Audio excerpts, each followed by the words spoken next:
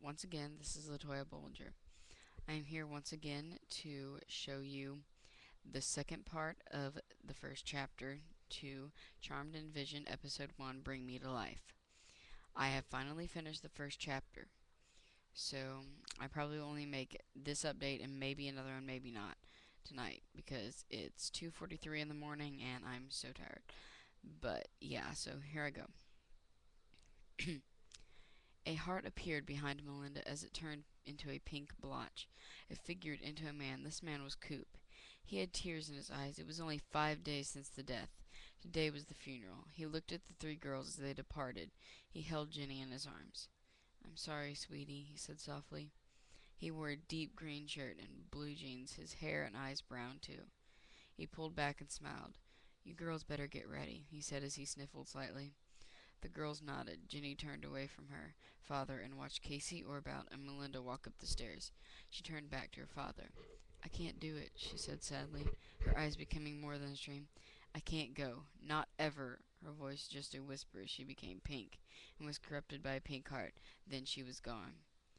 Coop felt pain. His heart ached. He knew why she didn't want to go. He knew she would no matter what, though. He then disappeared into a heart. Then the manor stood still. Only Melinda, Wyatt, and Chris remained in the house.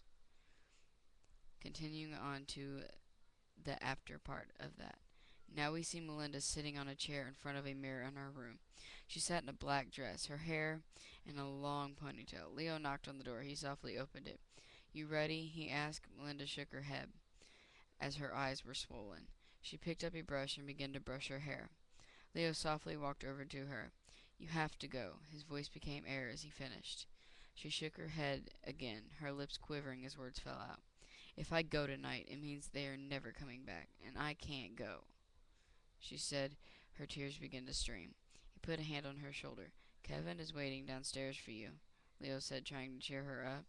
Kevin was her white lighter fiance. She closed her eyes. "Tell him to come up here," she choked out, as he nodded. "Kevin!" Leo shouted as a young man wearing a black suit appeared in white and blue orbs. He nodded to Leo as Leo turned and left. Kevin slowly crept over to his fiancée. Kevin and Melinda had been dating for well over 2 years and were planning to get married next month. Now with this, he needed to comfort Melinda most. He put his hands on her shoulders and rubbed them softly. He smiled as he looked in the mirror.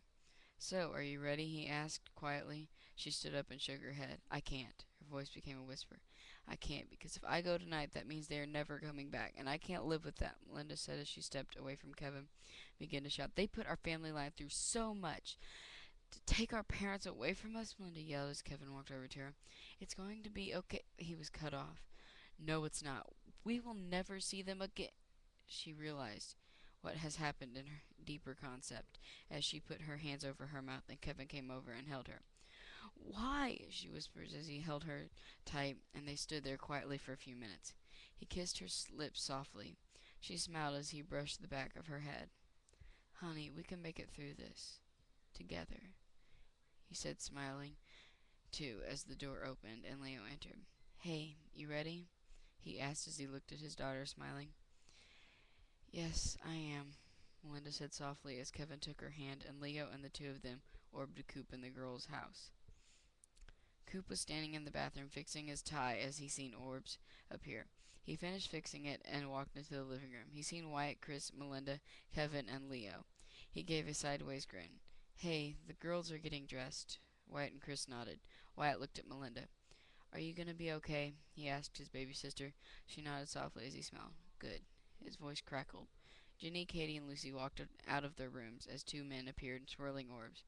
Joe, Lucy's white letter boyfriend, and Michael, Katie's human boyfriend, walked over to their girlfriends and hugged them. "Hope you all are going to be okay," Joe said,